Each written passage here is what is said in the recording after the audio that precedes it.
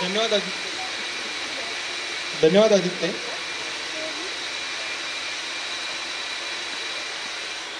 व्यासपीठावर उपस्थित असलेले मान्यवर श्री केशवजी दामानी यांनी आपले मनोगत व्यक्त करावे अशी मी त्यांना विनंती करतो.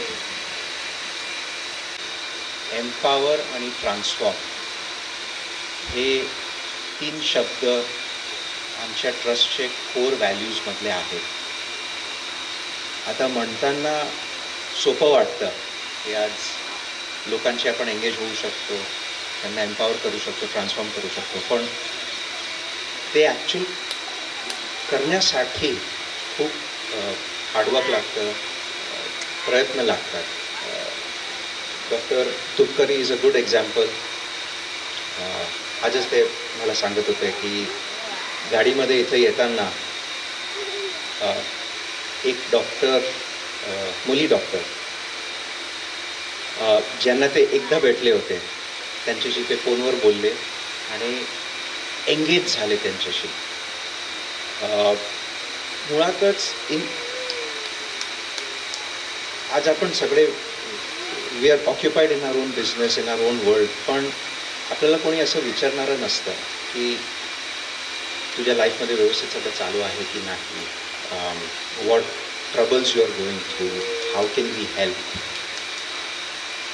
आणि हा एक example. He just engaged with her, tried to take her through her journey, small steps, baby steps. आणि मुळात ती व्यक्तीची कॉन्फिडन्स लेवल वाढते, त्यांचं एक काय म्हणतात, एक बूस्ट येतो त्यांना की yes, I can also do these things. आणि that is where the empowering and the transforming comes from. BAVP आज त्यांनी, आणि I was talking to doctor Pandhare last night, empowering त्यांनी डॉक्टर प्रसन्ना पाटील आणि विहंगाच्या टीमला त्यांनी एम्पॉवर केलं की आज तुम्ही ओंकार बारवाडी आहे तर आपण जे दिव्यांग मुलं आहेत त्यांच्यासाठी आपण काहीतरी पुढे नेऊ. आणि आज 11 वर्षानंतर, 11-12 वर्षानंतर, because that team is empowered, त्यांना ती संधी मिळाली, तर आज ते दिव्यांग मुलांना ते ट्रान्सफॉर्म करू शकतात. तर मूळ मेसेज जो आहे, आज पैसे देणारे लोक आहेत पण श्रमदान करणारे लोक खूप कमी आहेत. I will sincerely wish and request everyone to spend and give their time to opportunities like this, कारण त्याच्यामध्ये जे मूळ मनात जे आपल्याला हॅपीनेस मिळतो तो बाकीच्या गोष्टीमध्ये तेवढं मिळत नाही. I think that's my only message and I wish best of luck to the entire Vihang team. Thank you.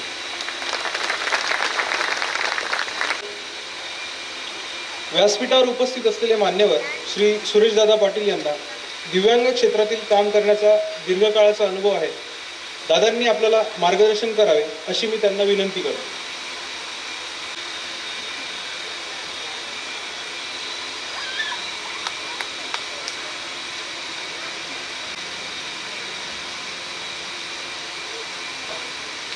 Savitribai Phule एकात्मिक समाज मंडळ या ट्रस्टच्या वतीने विहंग केंद्राच्या भूमिपूजन समारंभाचे मुख्य उद्घाटक, भूमिपूजन करणारे असे माननीय केशवजी दामानी, राष्ट्रीय स्वयंसेवक संघ देवगिरी प्रांताचे माननीय संघचालक माननीय आनंदजी बांदेराव, या ट्रस्टचे प्रमुख आदरणीय डॉक्टर दिवाकरराव कुलकर्णी, व्यासपीठावर उपस्थित असलेले आपल्या सर्वांचे नवीन उपक्रम, नाविन्यपूर्ण उपक्रम सुचवणारे, घडवून आणणारे असे डॉक्टर अविनाशजी तुपकरे, उपस्थित बंधू भगिनी,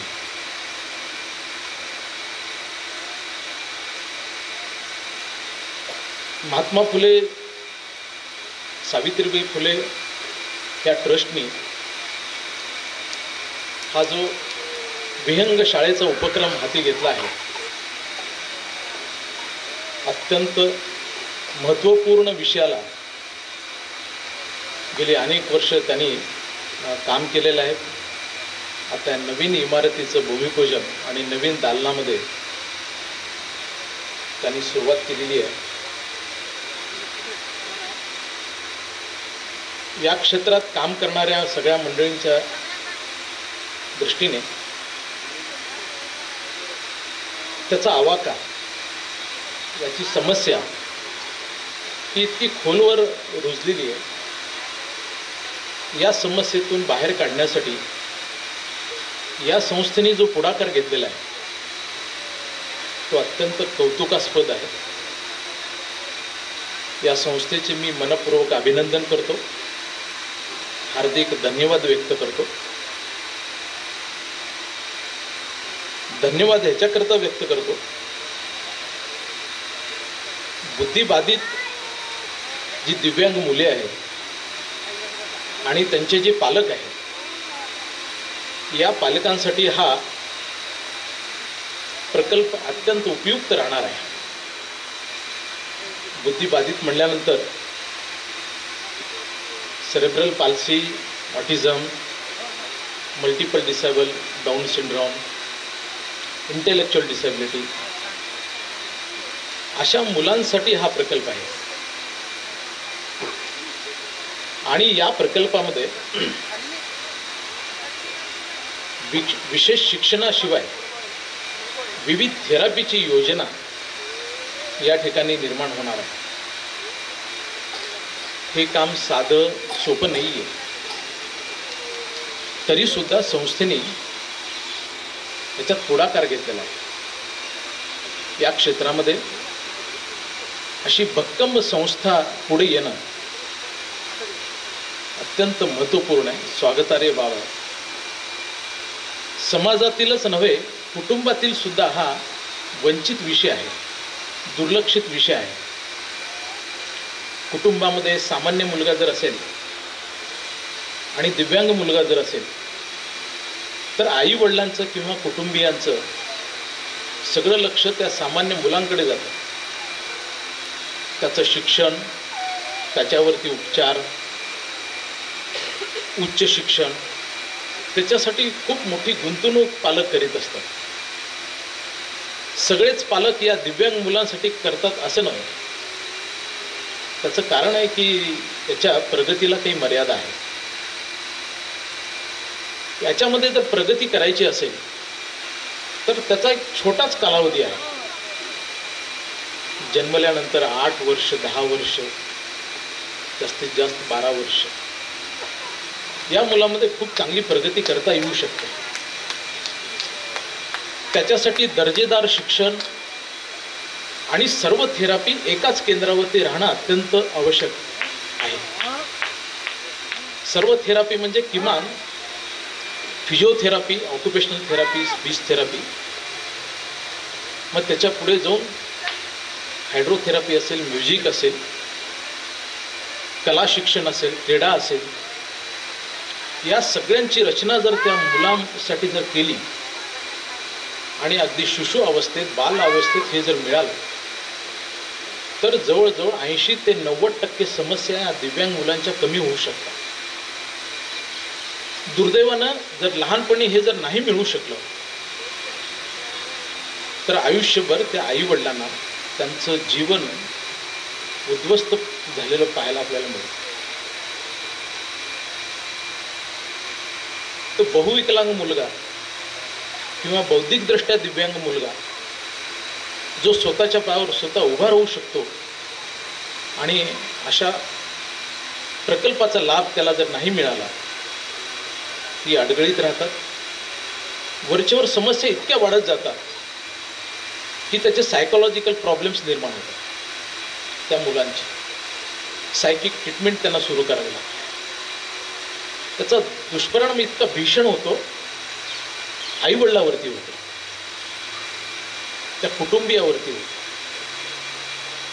त्यामुळे मला असं वाटतं की हा महत्त्वपूर्ण विषय, त्या विषयासाठी संस्था ही भक्कमपणे उभे राहिली, म्हणून त्यांना मी धन्यवाद देऊ इच्छितो. या कामामुळे संस्थेला खूप मोठा आर्थिक लाभ मिळणार आहे असं नाही आहे. संस्थेचे जे विश्वस्त आहेत हे जाणून आहे. याच्यासाठी सतत निधी गोळा करावा लागणार, याच्यासाठी सतत कुशल मनुष्यबळ शोधावं लागणार, त्याच्यासाठी मोठी गुंतवणूक करावी लागणार. समाजामध्ये की असा एक मोठा वर्ग आहे की दिव्यांगाच्या नावाखाली अनेक संस्था उभी करणारी मंडळी आपण पाहतो. त्यांचा उद्देश त्या संस्थेमध्ये काहीतरी आपल्या नातेवाईकांना, मित्रमंडळींना नोकरी लावावी म्हणून संस्था निर्माण करणारे अनेक पाहायला मिळतात. तसा उद्देश काही या संस्थेचा नाही आहे. या संस्थेचा उद्देश शुद्ध, सात्विक, दिव्यांगांचे जी समस्या आहे ती दूर करणं हा उदात्त हेतू ठेवून संस्थेने ही वाटचाल केली आहे. त्यामुळे या ठिकाणी एक पवित्रता आहे, पावित्र्य आहे, पारदर्शकता आहे आणि त्याच्यामुळंच यशकजी आपल्याकडे आलेले आहेत. ज्या ठिकाणी पवित्रता असते त्या ठिकाणी ईश्वर असतो. ज्या ठिकाणी पारदर्शकता असते त्या ठिकाणी ईश्वराचा वास करतो. जिथे ईश्वर असतो तिथे दानदाता स्वाभाविकपणे त्या ठिकाणी येतो. दातृत्वाला सुद्धा अशी जागा लागते, पवित्रतेची जागा लागते, पारदर्शकतेची जागा लागते. ज्या कामासाठी निधी गोळा करण्यात येतो त्याच कामासाठी वापरला जातो असा विश्वास दातृत्वाला लागतो. असा दातृत्व वर्ग आपल्या पाठीशी आहे. आपण जे दायमाजी हे जे काम आपल्यामुळं हे लवकर इथे प्रारंभ होतोय हे अत्यंत महत्त्वपूर्ण आहे. आपण जे हे निर्णय करतात, सहाय्यता करतात, खरंच आपल्या आईवडिलांचं पुण्यसंच आपल्या पाठीशी आहे आणि त्यामुळेच ही भावना निर्माण होते असं मला वाटतं. निसर्गाने किंवा अपघाताने आलेल्या व्यंगावरती मात करणारे, संघर्ष करणारे पालक आपण पाहतो. एक घटना सांगतो म्हणजे याची समस्या कशी आहे ते आपल्या लक्षात येईल. मुंबईच्या म्युन्सिपल कॉर्पोरेशनमध्ये एक सहाय्यक कमिशनर जे मूळचे धाराशिव जिल्ह्यातले तिथं काम करीत होते. त्यांचे 3 मुलं इंटेलेक्च्युअल डिसेबल, 3 मुलं मतिमंद. एक मुलगी होती चांगली मुलगी, BSc शिकत होती, BSc शेवटच्या वर्षाला होती. जी त्या कॉलेजमध्ये शिकत होती त्या कॉलेजमध्ये आपल्या बहिणीला भेटण्यासाठी म्हणून ही 3 भावंडं गेली. बहीण कुठं असते, ताई कुठं असते, त्याला भेटावं म्हणून ते गेले. घरात कुणाला सांगितलं नाही. माहिती होतं ताई कोणत्या कॉलेजमध्ये आहे का. आणि गेल्यानंतर आता भावंड मतिमंद मुलं मिठी मार. अवतीभवतीचे जे काही मित्र होते, मैत्रिणी होत्या, कॉलेजमधला स्टाफ होता ते पाहत होते. हे मुलं तर थोडी वेडी दिसतात. वेडी आणि मतिमंद ह्याच्यातला फरक कळत नाही, हे एक मोठं दुर्दैव आहे. मनोरुग्ण आणि मतिमंदामध्ये एक डिसीज आहे आणि एक डिसेबल आहे, हे फरक कळत नाही समाजाला. मग दिव्यांग कुणाला म्हणायचं हा कधी कधी प्रश्न पडतो. तर सगळे कॉलेजच्या कॅम्पसमध्ये ते पाहत होते की बहीण तर आपली मुलं आलेतून ती भेटू लागली. पण थोडी खजील झाली, वाईट वाटलं तिला. वाईट याच्याकरता वाटलं की बाकी मित्रमंडळी खुजबूज करू लागले, बोलू लागले, अरे तुझी भावंड आहे, तुझी भाऊ आहे. तिने सांगितलं की माझे 3 भाऊ आहे. काय करतात तर माझ्या वडिलांनी महानगरपालिकेचे 2-3 ठिकाणी बाग आहेत त्या ठिकाणी कामाला पाठवतात. ते बागेत जातात, काम करतात. कोणाचा शर्ट व्यवस्थित नव्हता, कोणी भांग पाडलेलं नव्हतं, बिंतरलेलं नव्हतं, तोंडातून एका भावाची लाळ तोंडातून गळत होती. अशा स्थितीमध्ये बाकीची मुलं एक नकारात्मक दृष्टिकोनातून पाहत होते. तिच्या मनावरती खोल परिणाम झाला. काही जण चिडवत होते, काही जण हेटाळणी करत होते. इतका खोल परिणाम झाला की काही दिवसामध्येच, पुढच्या आठवड्यातच ती हाजी अलीच्या समुद्रामध्ये उडी मारली. समाजाला किती विचार करावा लागेल, समाजाची प्रगल्भता कुठपर्यंत आहे, असं विदारक चित्र आहे. अशा परिस्थितीमध्ये, अशा समस्येसाठी सावित्रीबाई फुले समाज एकात्मिक मंडळ आणि त्यांच्या पाठीशी जे शिखर ट्रस्ट आपला जो आहे हेडगेवर हॉस्पिटल, हे उभं राहिल्यामुळे तिथं विशेष शिक्षणासोबत जे विविध थेरपी आणि मेडिकल लेवलला जे काम इथं व्हायला पाहिजे ते निश्चितच होईल असा एक विश्वास वाटतो. दिव्यांगासाठी प्रशासन स्तरावरती जे काम चालतं त्या कामापासूनही हा प्रकल्प दूर राहून चालत नाही. त्या कामाशी समन्वय संपर्क करणं अत्यंत आवश्यक आहे. प्रशासनामध्ये एक समन्वयाचा अभाव आहे. दिव्यांग व्यक्तीचा केवळ हेल्थ डिपार्टमेंटशी संपर्क येतो असं नाही. Educational department, skill development department, social welfare department आहे, एज्युकेशन तर आहेच आहे. या सगळ्या मंडळींचा समन्वयाचा अभाव, त्याचा दुष्परिणाम कसा होतो? आपल्या महाराष्ट्रामध्ये शिक्षण विभागाने जे लर्निंग डिसेबल, ऑटिझम, बहुविकलांग अशी जी मुलं आहेत त्यांच्यासाठी स्वतंत्र अभ्यासक्रम आहे. या अभ्यासक्रमाच्या आधारावरती ही मुलं 9वी 10वीचं 2 वर्षाचं शिक्षण घेऊ शकतात, 10वी पासआउट होऊ शकतात.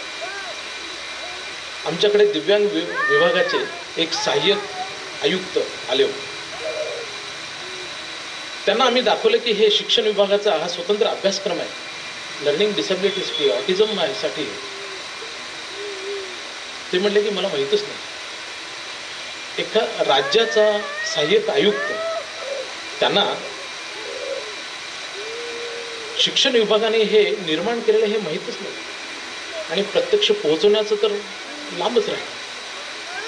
आम्ही ती रचना केलेली आहे.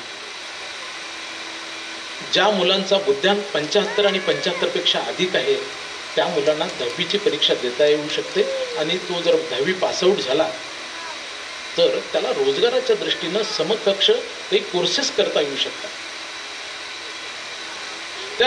त्या कोर्सेसच्या आधारावरती त्याचा रोजगार किंवा किंबहुना शासकीय नोकरी सुद्धा त्याला मिळू शकते. शासनामध्ये 4% रिझर्वेशन याच्यासाठी आहे.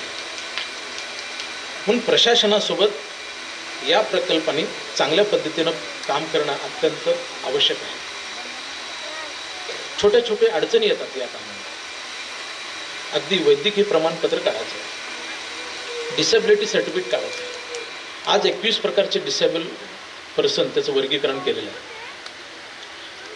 आम्ही जातो मेडिकल हॉस्पिटलमध्ये किंवा सिव्हिल हॉस्पिटलमध्ये सर्टिफिकेट काढण्यासाठी. आठवड्यातले काहीच तास तिथं ठेवलेले असतात.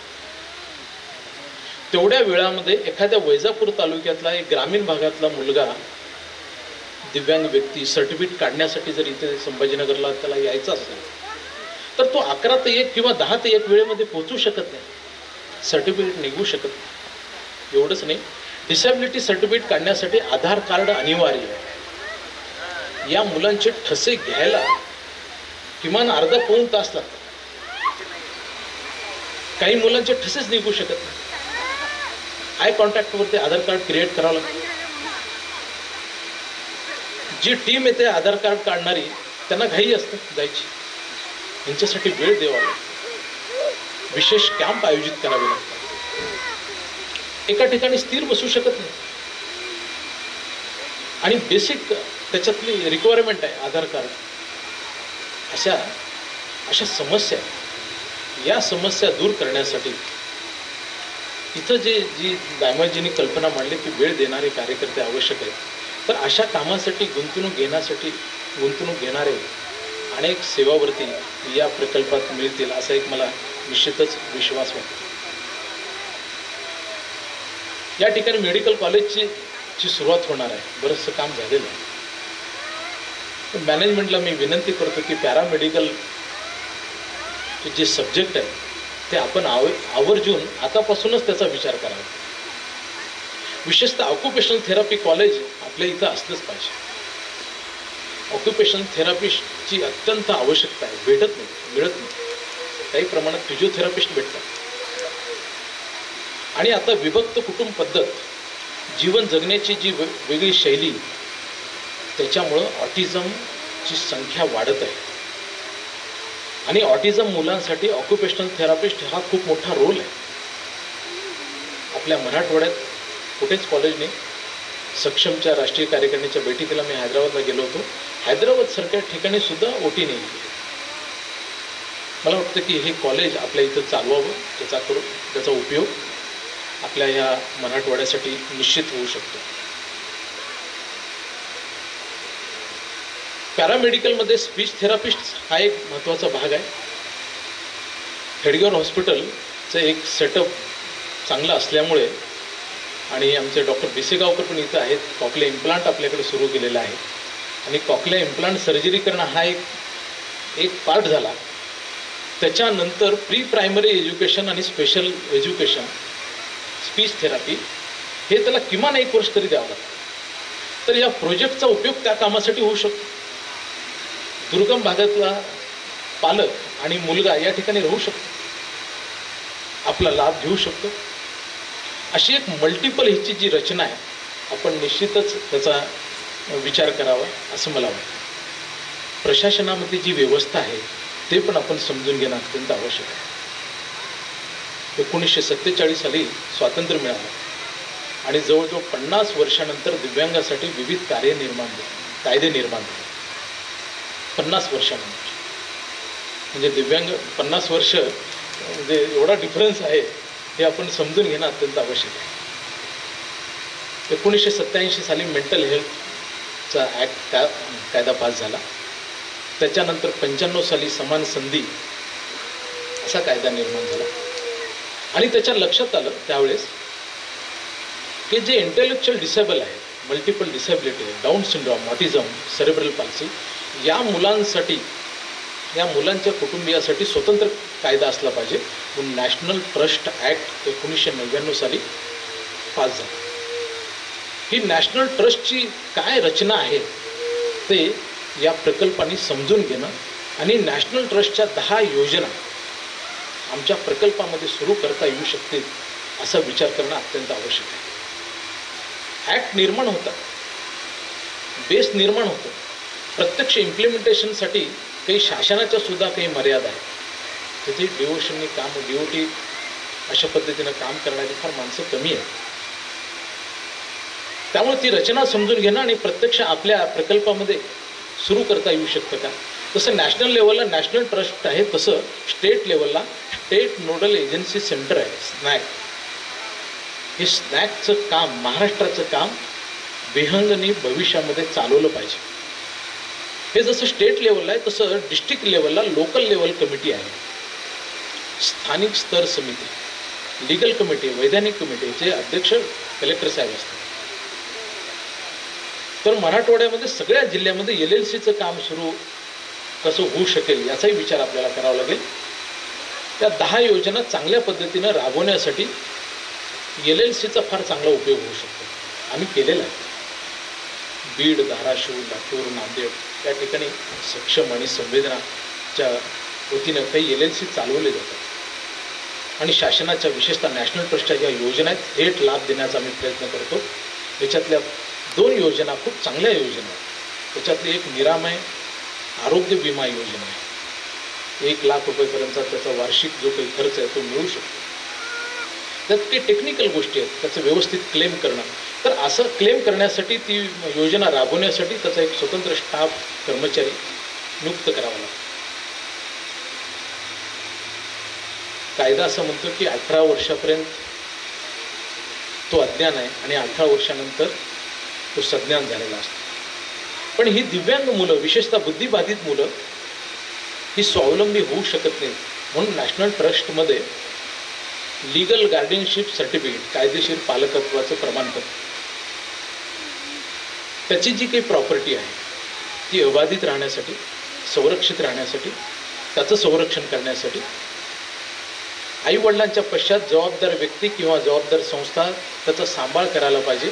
म्हणून ह्या LLCची किंवा लिगल गार्डियनशिप सर्टिफिकेटची अत्यंत आवश्यकता असते, गरज असते. त्याच्यासाठी घेणं आवश्यक आहे. घरामध्ये कोणी गव्हर्नमेंट एम्प्लॉई जर असेल, अशी एकमेव पेन्शन योजना आहे की जी या मुलाला मिळू शकते. त्याच्यासाठी कायदेशीर प्रमाणपत्राची आवश्यकता आहे. त्याचं काम या प्रकल्पाच्या माध्यमातून भविष्यात चालावं असे असं वाटतं. रिहॅबिलिटेशन काउन्सिल ऑफ इंडिया असे एक संपूर्ण देशभरामध्ये शिक्षकांसाठी प्रशिक्षण आहे. त्याचं सेंटर आमच्या इथं घेता येऊ शकेल का असं आपण एक निश्चितपणाने विचार करावा. प्रत्येक जिल्ह्यामध्ये केंद्र शासनाची एक योजना आहे, DDRC, district disable rehabilitation centre. इथे संभाजीनगरमध्ये आहे पण निष्क्रिय आहे. ती ॲक्टिवेट करणं, हेडगेवार हॉस्पिटलमध्ये हे DDRC चालवता येऊ शकेल का याचाही विचार करणं. जसं DDRC आहे तसं सेंट्रल गव्हर्नमेंटची हेल्थ डिपार्टमेंटशी संबंधित जी डेक, डिस्ट्रिक्ट अर्ली इंटरव्हेन्शन सेंटर अशी योजना आहे. DDRC, DAIC यांचं कोऑर्डिनेशन करणं, SSA सर्व शिक्षा अभियानमध्ये काम करणारे, अशी एक चांगली जिल्हा स्तरावरती काम करणारी यंत्रणा, समन्वयाने काम करणारी यंत्रणा अशी अत्यंत आवश्यकता आहे. हे आपण करू शकतो. विहंगची तेवढी क्षमता आहे, हे चालू शकतो. त्याचं एक स्मरण व्हावं म्हणून 1-2-3 विषय आपल्याशी मी सुचवलेले आहेत. संपूर्ण देशभरामध्ये काही राष्ट्रीय संस्थांचं काम चालतं. ह्या राष्ट्रीय संस्था जसं आली आवर जंग आहे कर्णबधिरांसाठी, डॉक्टर भिसेगावकर सर त्याच्या कमिटीवरती पण आहेत. त्याचं एक CRC सेंटर आहे, एक CRC नागपूरला आहे, एक CRC सेंटरसुद्धा संभाजीनगरला सुरू होऊ शकतं. असा विचार भविष्यामध्ये आपण निश्चितपणाने विचार करावा असं मला वाटतं. विहंग केंद्रामध्ये बुद्धिबाधित मुलांसाठी जसं काम चालतं तसं अन्य दिव्यांग मुलांसाठी एक सहाय्यता केंद्र किंवा सेवा केंद्र म्हणून सुद्धा आपण विकसित करावं अशी एक अपेक्षा या निमित्तानं व्यक्त करतो. एका चांगल्या प्रकल्पाच्या भूमिपूजन समारंभासाठी या ठिकाणी मला बोलावलं, त्यामुळे मी या संस्थेचा अत्यंत आभारी आहे. आपल्या सगळ्यांना धन्यवाद देऊन माझे 2 शब्द संपवतो. धन्यवाद दादा.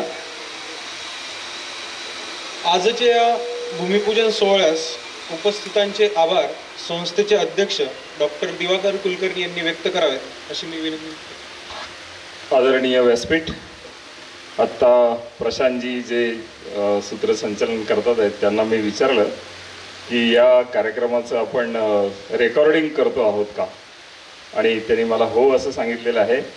आदरणीय दादांनी जे भाषण केलं आहे आणि येशकजींनी पण, तर ते परत परत ऐकण्याची आवश्यकता आहे. त्यातून ज्या सूचना त्यांनी केलेल्या आहेत त्या सगळ्या सूचना आपण सगळेजण आज इथे उपस्थित आहात त्यांच्या आधाराने आणि समाजाच्या आधाराने सावित्रीबाई फुले महिला एकात्म समाज मंडळ नक्की करेल अशी ग्वाही मी आपणाला देतो.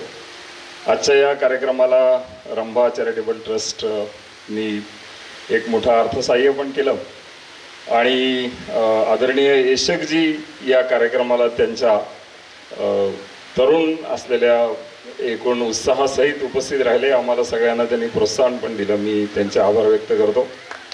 आदरणीय दादा या कार्यक्रमाला आले.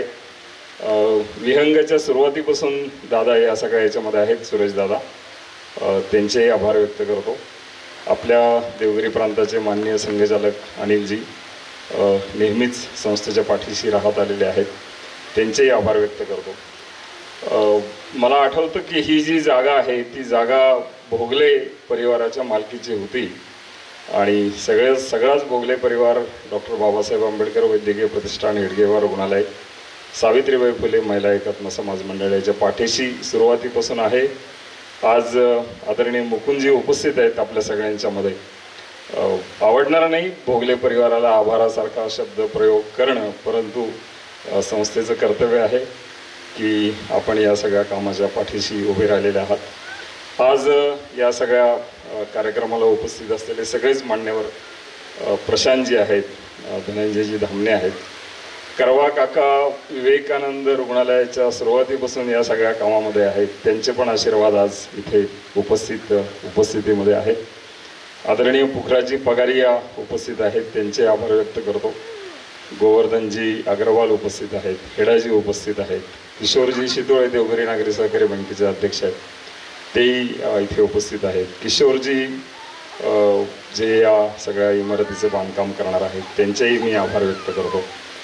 डॉक्टर बाबासाहेब आंबेडकर वैद्यकीय प्रतिष्ठानचे संस्थापक अध्यक्ष आदरणीय डॉक्टर उपेंद्रजी अष्टपुत्रे हे देखील उपस्थित आहेत. श्रीयुत काका खिवनसरा, माजी महापौर संजयजी जोशी इथं उपस्थित आहेत, तेही या सगळ्या कामाच्या पाठीशी सातत्याने असतात. अजयभाई गांधी यांची देखील उपस्थिती आजच्या या आपल्या कार्यक्रमामध्ये आहे, मी त्यांचेही आभार व्यक्त करतो. प्रशांतजी देशपांडे आणि मेधाताई हा सगळा जो परिवार आहे तोही संस्थेच्या पाठीशी कायम असतो, मी त्यांचेही ऋण व्यक्त करतो. या कार्यक्रमाला मोठ्या संख्येने मातृशक्ती पण उपस्थित आहेत आणि सावित्रीबाई फुले महिला एकात्म समाज मंडळ किंवा डॉक्टर बाबासाहेब आंबेडकर वैद्यकीय प्रतिष्ठान या सगळ्या संस्थांचं हे वैशिष्ट्य राहत आलेलं आहे की अशा प्रकारच्या सगळ्या समाजातल्या चांगल्या शक्तींचा पाठिंबा आणि आशीर्वाद, आधार या संस्थेला मिळत आलेला आहे.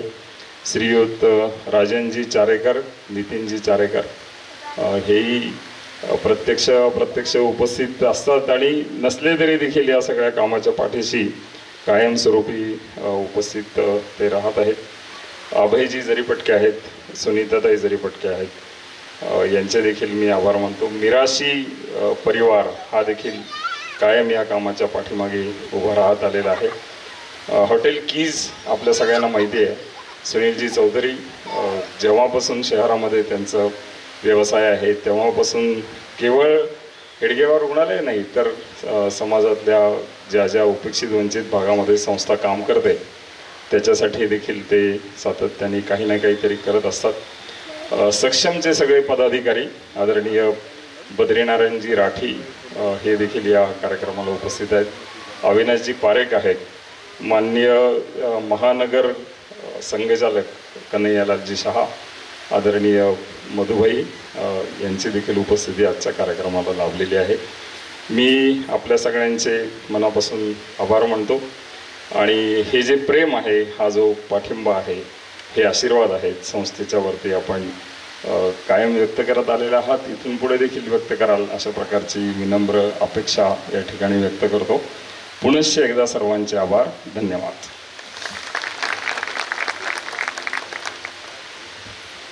धन्यवाद सर. सन्माननीय अध्यक्ष आणि मान्यवरांच्या परवानगीने आजच्या भूमिपूजन सोहळा आपल्या सर्वांच्या साक्षीने संपन्न झाला असे मी जाहीर करतो. तत्पूर्वी एक सूचना आहे, सर्वांसाठी चहापान आणि नाश्त्याची व्यवस्था करण्यात आली, सर्वांनी त्याचा आस्वाद घ्यावा ही विनंती. धन्यवाद.